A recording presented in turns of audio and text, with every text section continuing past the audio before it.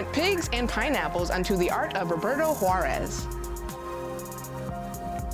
Learn about the Sanctuary for Independent Media with Kristen Hollard. And catch a performance from Mark Oppenir. It's all ahead on this episode of AHA, A House for Arts. Funding for AHA has been provided by your contribution and by contributions to the WMHT Venture Fund. Contributors include the Leo Cox Beach Philanthropic Foundation, Chet and Karen Alpelka, Robert and Doris Fisher-Melsardi, and the Robeson Family Foundation. At M&T Bank, we understand that the vitality of our communities is crucial to our continued success. That's why we take an active role in our community. M&T Bank is pleased to support WMHT programming that highlights the arts, and we invite you to do the same.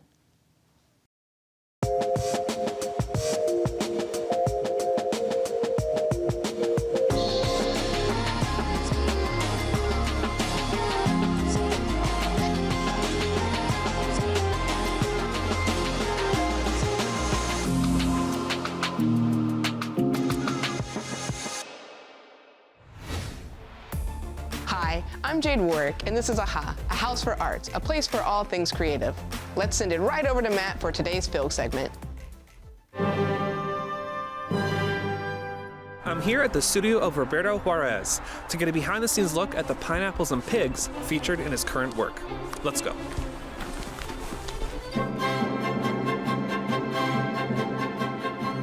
I'm a painter, a printmaker, an artist. I make large-scale paintings for public buildings. I paint in my studio for exhibitions and galleries. I keep everything and make collages out of them and use them as source materials for larger paintings. So little to big is, I think, the thing I love doing. So Matt, these are the collages I make in my studio almost daily. And from this little collage that was made in 2018, I made this painting a couple days ago that is one of the newest works in the room. So you can see how the design of this collage gets translated to a larger picture. I always knew I was going to be an artist, even as a child. In fact, as a child, I would draw constantly, and my parents didn't really support it. There wasn't a lot of art in the house, so I figured out that if I drew under tables and under chairs, no one would find them. And so that's where it was my secret place to draw and paint. In 7th grade, I was taken to the Art Institute for the first time in Chicago. Mrs. Sundale, my art teacher, took us to see Van Gogh paintings, and it changed my life. I was, this little kid, but I knew that that was the important thing that I cared about. I'm painting these paintings that I call in my grandmother's front yard because of these images of the pineapple and the pig. Once I printed them on Chinese paper, I started remembering the first time I saw her front yard. And I was probably 12, had never left Chicago, and there was a gigantic pig tied to a mango tree in the front yard of my grandmother. And her kitchen was on the porch, so she would cook outside, and it was just a different world. It opened my whole idea of who I was and what could be out there. As a kid, it's a fond memory, it's a warm memory. And so once I saw this, I thought, okay, I'm here, I'm gonna be playing in my grandmother's backyard, or front yard, so to speak. And that gave me an extra kind of joy of working. So what I do is I print on the Chinese paper these images and gather them and give them different sgraffito and different textures. This is a horse brush for like brushing horses, and it was given to me as a gift, and I never knew what to use it for because it's kind of too coarse for the kind of marks I make on canvas, but it's perfect for printing. I'll show you.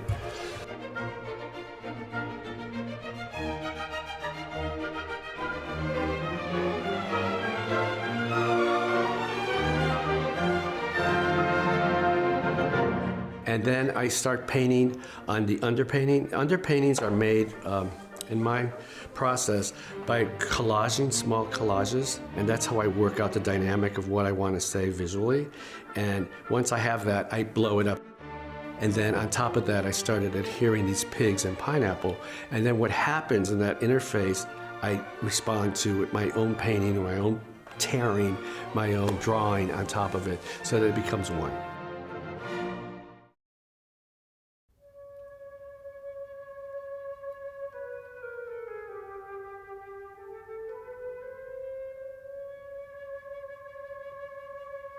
I also do public work. I do gigantic murals for mostly courthouses. I did a federal courthouse in Fort Pierce, Florida. We're in the room where it was painted. And it is a 20-foot tall by 10-foot stretched piece of linen. They were kind of surreal in a sense because there were flowers from above ground all underwater. And there were microscopic kind of life living with these flowers. And there were two sides to this gigantic entryway. One side was nature, and that was a painting you saw as you left because it helped kind of bring you back into the world. And on the other side of the wall, as you approached or entered the building, you saw this kind of more abstract idea of culture. So it was culture and nature together. To be able to be given a piece of architecture like the courthouse and say, what and how could art affect this space? And part of it is the psychology of space, what is happening with the people who enter the space, and that's the challenge. Grand Central Station was the perfect example of that. It was a pivotal or important point in my career because I was a young artist. I was competing with like these big names for this very kind of sought after commission, and there was a tie, so to speak, and they couldn't decide between me and this other artist. And a friend of mine who's a prominent artist, came in and said, give the kid a chance. And they did. It's about kind of comforting, cloistering the passengers, the travelers in this smaller room inside of this cathedral of travel, which is Grand Central, which I love. It was historic, and it's still there. In this latest work, which is in the room right now, there's a lot of vibrant color, and I think that's a need for some kind of excitement and joy that I wasn't feeling from the outside world right now. The pandemic has been a little hard on me. It took me work to start to work again, and once I started to work, I didn't want to be dreadful in what I was saying or doing. I wanted to enjoy my life again and not worry about living or dying or the politics of the moment. I really wanted to create like an oasis or a place that I could go that had these feelings from my past. And so I think the colors speak to that. They're very bright. There's not a lot of pastels or soft tones. They're very graphic and not pop, but almost pop. I often wonder, what do people do who don't do art? I mean, it's so part of my everyday. It gives me life, and I love sharing what I can share in art. I mean, that's part of the whole process, not just the making is wonderful, but when you put it out in the world, like what we have in Pittsfield now, people respond, and it's something they want to see right now, and it makes me feel like I have a purpose, which I do. I mean, I think it's real. It's a real purpose.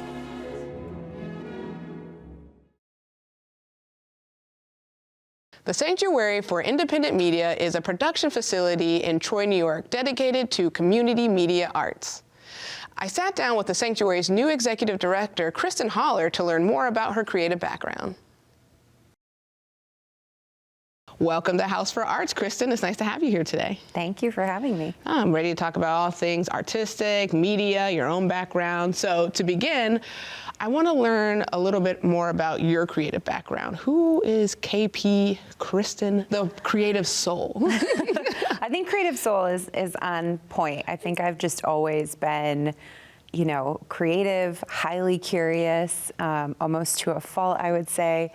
And so I think I just grew up loving the creative arts. My grandparents really inspired a lot of that, taking me to theater and dance, but I also had a very practical upbringing. And so at the time when it came down to choosing what to do for a career, the voices behind me were saying, go do something practical, go do something, that's going to pay the bills. And I took a sharp turn and went into, more of a science and engineering space. I studied business for a while. I had this academic unrest. I couldn't really find where I wanted to be. So starting from like, oh, I'm going to go to school to become a scientist or a doctor or an engineer. So what was that one moment that made you be like, no, this is not the path for me? You know, I was so deeply immersed in music and theater, especially as a young person, and it really shaped who I was. But you know, combination of influences, being a little shy and just not really having that desire to perform.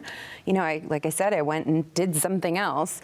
And at a point in my college career when I was kind of feeling a bit lost, I was looking for activities to do for a philanthropy organization, student group that I was a part of. And I came across this MySpace profile for the Albany Barn, and I read all about, you know, creating this space where, you know, artists could come and live and work and take that creative energy and do good, you know, sort of out in the world, and that required support. And maybe I didn't want to be one of those performing artists or visual artists, but like I could be the support, and that was such a light bulb moment that had never been shown to me, you know, sort of as a path to take, and I was all in. You know, I sort of, from that moment, I learned all about the organization. I signed up to do an internship, which required changing my major in college. And it just sort of really, literally changed the entire course of my life. That's amazing. That's kind of related to my next question I was going to ask. Why do you enjoy working within creative nonprofits? It definitely stretches those creative muscles, you know, really plays to my passions. But I also, you know, in getting into this work, have figured out that so many people, you know, like those voices behind me telling me to get a real job and figure out how to pay the bills, you know, people really miss the point on what type of impact creatives, artists, creative thinkers, problem solvers have on our community. And I just really believe in that because I've seen it. And I love hearing the ideas of creative thinkers, of people who see an obstacle and go, nope, I will figure out how to get over that, how to get around it, how to break it down completely. And that's just, it's not something you get in other work environments. And so for me, it's been as much about sharing that side of the experience as it has been, you know, standing in spaces and seeing really amazing performing and visual arts happening all around me, which is just like the cherry on the sundae. Right? So I want to go a little bit of your new role. You are the executive director at the Sanctuary for Independent Media. Give us a little bit of background about that organization and what services do they provide for the community? So, you know, I just told you about my odd road into, you know, being an arts administrator, right? And it touched on engineering and science and math and music and, and dance and all of these other things. And so finding a place like the Sanctuary for Independent Media, which started as, you know, a collective of independent media makers and activists who were looking for a space to do their own work, and then built this really beautiful community around the idea of independent media being important. And it's blossomed and grown into this incredible, you know, presenting organization. You know, then there came community gardens and permaculture projects, and from that, a community science lab. And from the community science lab grew this incredible mutual aid health and wellness space. So it's just this beautiful marriage of like art and science and media, all tied together in this pursuit of social justice and environmental justice, and the freedom to express ourselves. And so for a person like me, that eternally curious, creative person, it's like a playground. I could not be happier to be, you know, sort of where I am. And do you think, since, you know, media, they are at their roots a media company, do you think that that comes at a strength because there's naturally that organic, active listening piece to it? Yeah, I think the, you know, sort of journalistic root of the organization, again, it fuels that curiosity, that desire to stay up on what is currently impacting the people around you. You know, one of the initiatives of the Sanctuary is the Hudson Mohawk Magazine. It's a 1-hour, totally locally produced, locally focused news magazine. Covers headlines, it covers environmental topics, it covers what's going on in our schools, our libraries, politics. So there is this inherent collection and sharing of stories that's so woven through the media element. And then because the media element is brought into all of our programming, everything is really about telling the story, and not just the Sanctuary as an organization telling stories of a community, but about creating space for everybody to share their own stories and to talk about the things that are really important to them. And so it does happen on this very local level with, our low-powered FM station, but then that gets streamed over the internet, and our reach is, multi-state, multinational. Say national. That's really cool, to be a high school student or a college student or a retiree coming in to volunteer as a radio producer, and knowing that your story about something that's happening in Troy or Schenectady or Albany is reaching, all over the nation and potentially internationally. Have you seen any students or any folks who've been involved in these programs just like flourish within them? Have you seen any success stories or anything personally yet? One of the things I'm just continuously blown away by as I'm, onboarding, have been in this role for, only about a month and a half now, is all of the success stories, all of the people who have really leveraged internship opportunities or come in as a volunteer or presenter at the Sanctuary and connected with others who supported their work and, opened other connections and made other introductions. And now these folks are, creating documentaries, writing books, going and pursuing advanced degrees, and going on to really work in these important fields of, independent media and art, because they got a start or just got the support that they were looking for in a community of encouraging people at the Sanctuary to help move that forward. And how dedicated do you think the Sanctuary is to supporting local, not only artists, but folks who want to be in media or science? Like, how do they provide that support?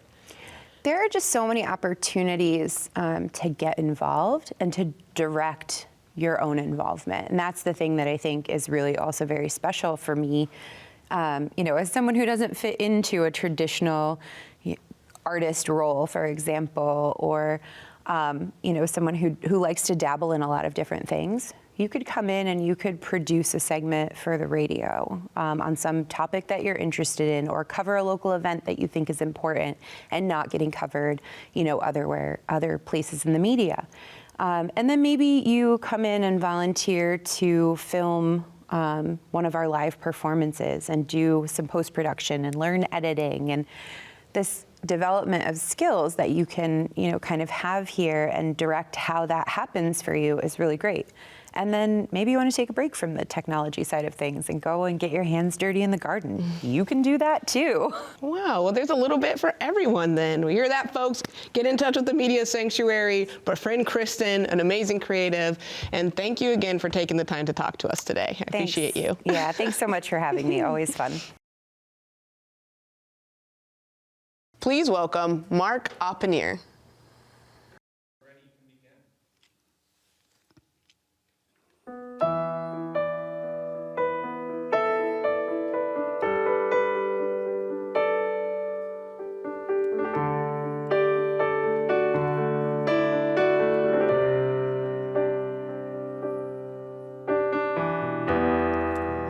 Another night of silent sleep. I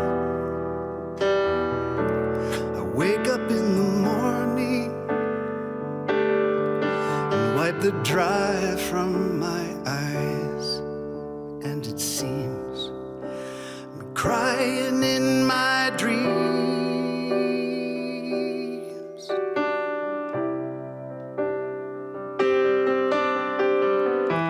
In my dream, I am a little child,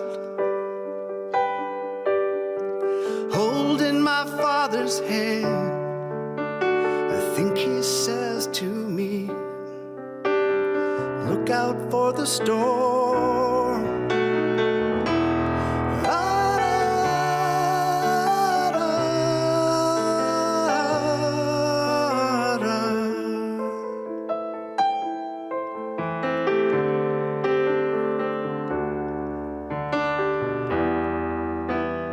Made it to the hallway mirror. God, take a look at me. I'm all worn around crying in my dreams.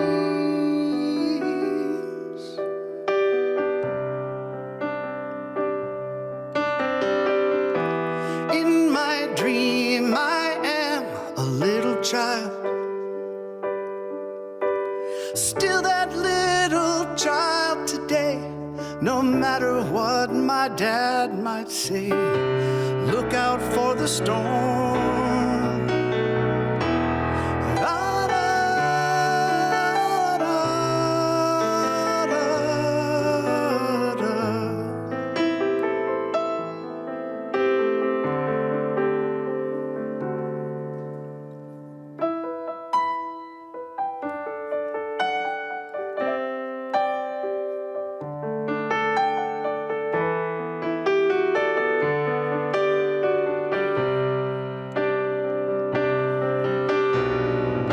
Saint Christopher, where have you been?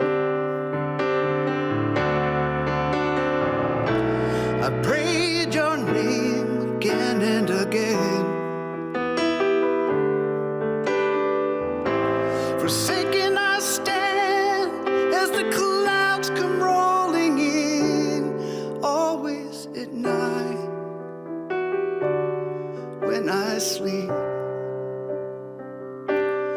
Always at night when I dream. In my dream I am a little child, still that little child today. No matter what my dad might say, look out for the storm.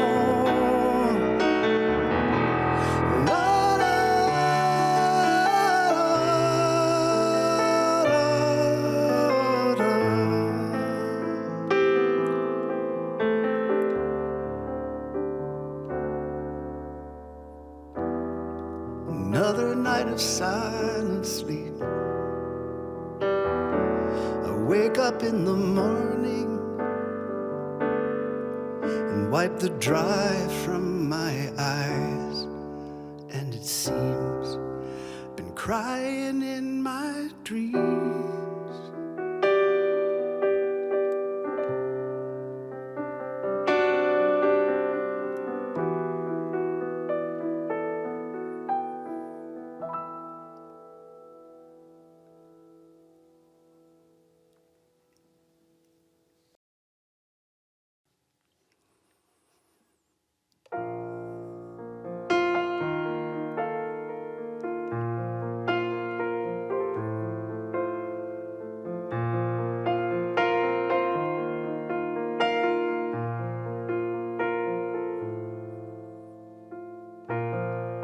I have been seeking higher ground,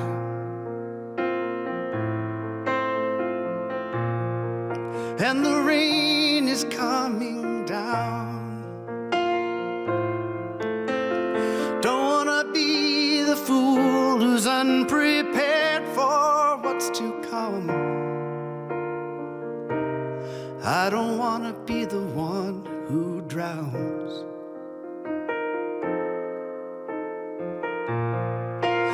And I've seen this all before.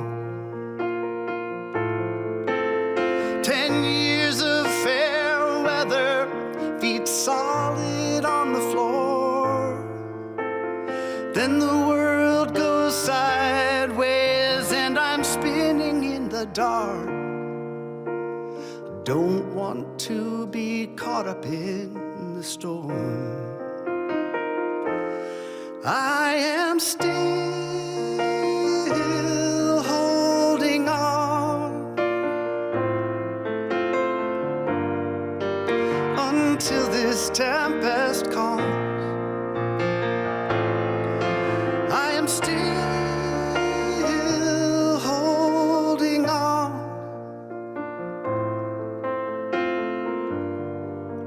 until this dark is gone.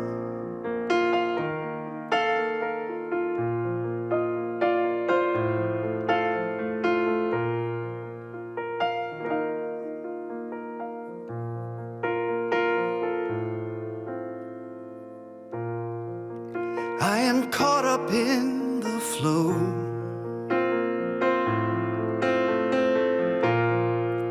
And I'm never letting go. Too stubborn to surrender, too proud to sacrifice. And I'm the one who'd know. I am still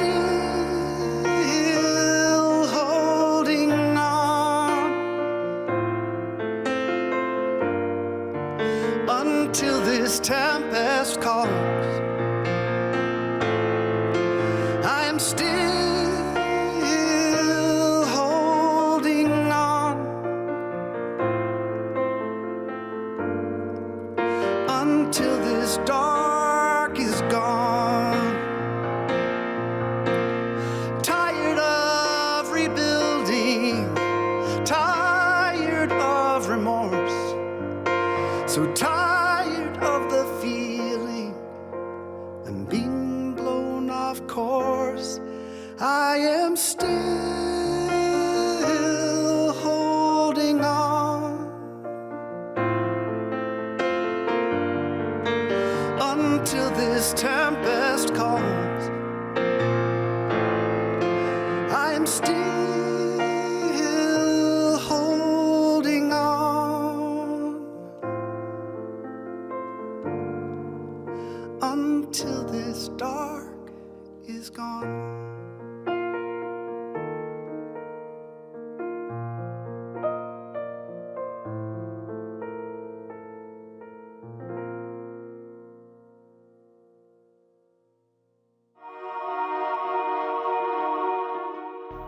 Thanks for joining us. For more art, visit wmht.org/aha and be sure to connect with us on social. I'm Jade Warwick. Thanks for watching.